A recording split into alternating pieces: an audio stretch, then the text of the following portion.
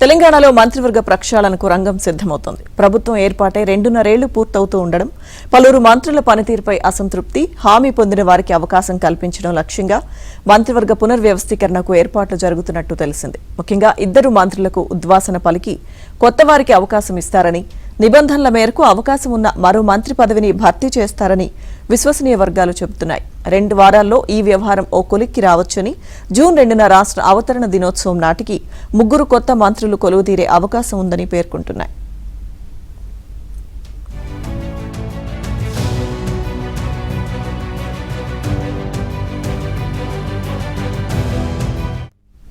ఇటీవల అసెంబ్లీ ఎన్నికలు జరిగిన కేరళ, తమిళనాడు రాష్ట్రాల్లో వచ్చే ఫలితాలు, ప్రభుత్వాల ఏర్పాటు అంశాలపై కాంగ్రెస్ అధిష్టానం తీరిక లేకుండా ఉన్న నేపథ్యంలో ఆ పని పూర్తవగానే తెలంగాణపై దృష్టి సారించనున్నట్టు పేర్కొంటున్నాయి. చాలా కాలం నుంచి పెండింగ్లో ఉన్న టీపీసీసీ కార్యనిర్వాహక అధ్యక్షులు, ఇతర కమిటీల నియామకాలపైన అధిష్టానం నిర్ణయం తీసుకునే అవకాశం ఉందని తెలుస్తోంది.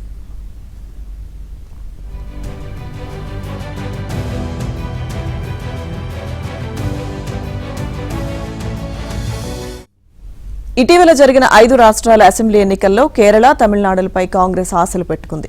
కేరళలో యూడీఎఫ్, తమిళనాడులో డీఎంకే కూటములు విజయం సాధించవచ్చని ఎగ్జిట్ పోల్స్ పేర్కొన్నాయి.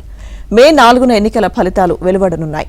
ఆ రాష్ట్రాల వ్యవహారం మే 10 కల్లా పూర్తవుతుందని, ఆ తర్వాత ఎప్పుడైనా మంత్రివర్గ పునర్వ్యవస్థీకరణ ఉండవచ్చని పార్టీ వర్గాలు చెబుతున్నాయి.